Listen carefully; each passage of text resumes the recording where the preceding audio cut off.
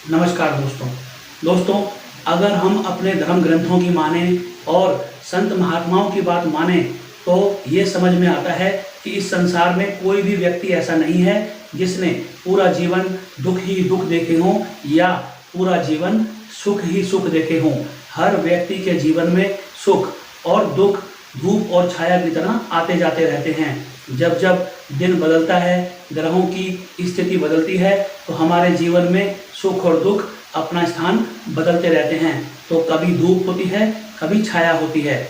और अगर हम न्यूमरोलॉजी के हिसाब से बात करें तो हर 9 वर्ष के बाद किसी भी व्यक्ति का एक ऐसा साल आता है जो कहलाता है उसका ब्लेसिंग ईयर, यानी उस साल में उसको बड़ी कामयाबी भी मिलती है, सुख भी मिलते हैं, उसके सभी काम बन जाते हैं। तो कौन सा होता है ये ब्लेसिंग ईयर?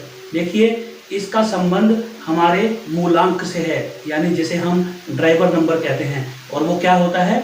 वो होता है हमारे जन्म की तारीख का सिंगल डिजिट। अब मान लेते हैं किसी व्यक्ति का जन्म 30 तारीख को हुआ है तो उसका मूलांक हुआ 3, यानी उसका ड्राइवर नंबर हुआ 3। अब ब्लेसिंग ईयर निकालने के लिए आपको सिर्फ इसका ड्राइवर नंबर ही चाहिए, यानी डेट चाहिए जिस दिन वो व्यक्ति पैदा हुआ है। अब ये जो 3 नंबर है, ये 3 नंबर है इसका मूलांक। इसी के हिसाब से ब्लेसिंग ईयर काउंट किया जाता है, यानी उस व्यक्ति का पहला ब्लेसिंग ईयर जो होगा वो होगा तीसरा साल। फिर इसमें आप 9 करके जोड़ते जाइए। इसके बाद जो इसका ब्लेसिंग ईयर आएगा वो होगा 12वां साल, क्योंकि 12 का जब जोड़ करते हैं 2 और 1 को जब मिलाते हैं तो भी 3 आता है। तो दूसरा इसका ब्लेसिंग ईयर हुआ 12। फिर इसके बाद इसमें 9 जोड़ दीजिए, 21। आप 21 का जोड़ लगाएंगे तो ये भी हुआ 2 + 1 यानी 3। तो अब आप 9 करके जोड़ते जाइए, आप इस व्यक्ति का ब्लेसिंग ईयर जान पाएंगे। यानी हर 9 साल के बाद, अगर हम न्यूमरोलॉजी के हिसाब से बात करें तो हर 9 साल के बाद व्यक्ति का ब्लेसिंग ईयर आता है। अब ये कैलकुलेशन कैसे होती है, कब से शुरू होता है ये ब्लेसिंग ईयर? जैसे मान लीजिए कि किसी व्यक्ति का ब्लेसिंग ईयर 21 आता है, क्योंकि उसका जन्म 30 तारीख को हुआ है या 3 तारीख को हुआ है, 21 को हुआ है या 12 को हुआ है। तो अब उसका ड्राइवर नंबर यानी जिसको हम मूलांक बोलते हैं, अगर वो 3 है तो उसका ब्लेसिंग ईयर मान लीजिए 21 आता है। तो वो ब्लेसिंग ईयर किस दिन से शुरू होगा? देखिए, जिस दिन वो 20 साल अपने कंप्लीट करेगा। मान लीजिए कि उसका जन्म 21 सितंबर को हुआ है, तो 21 सितंबर को जब उसके 20 साल की उम्र पूरी हो जाएगी तो वो 22 तारीख से उसका ब्लेसिंग ईयर यानी 21वां साल जो है वो शुरू हो जाएगा। इस तरीके से ब्लेसिंग ईयर निकाला जाता है।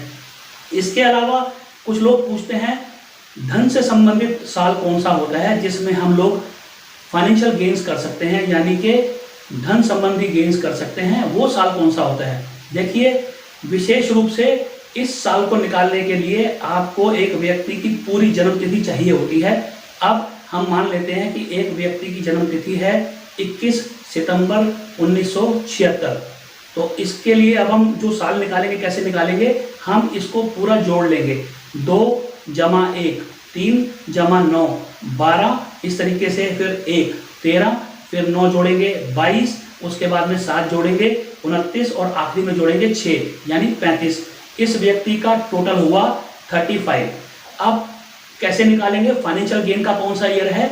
इस 35 जो संख्या आई है इसमें से जो महीने का अंक है यानी 9, आप 35 में से 9 घटाएंगे भी और फिर 35 में से 9 जमा भी करेंगे। तो दोनों जो साल हैं 35 में से 9 घटाएंगे तो आएगा 26, यानी 26वां साल फाइनेंशियल गेन के लिए बहुत अच्छा है। प्लस करेंगे तो 44वां साल आएगा, ये 44वां साल भी फाइनेंशियल गेन के लिए बहुत अच्छा है। तो इस तरह से न्यूमरोलॉजी में फाइनेंशियल गेन के ईयर्स भी निकाले जाते हैं और ब्लेसिंग ईयर्स भी निकाले जाते हैं। आप अपनी डेट ऑफ बर्थ को इस प्रकार से चेक कीजिएगा और देखिएगा कि आपने ब्लेसिंग ईयर्स में क्या क्या पाया और फाइनेंशियल गेन्स के ईयर में आपको फाइनेंशियल गेन्स हुए या नहीं।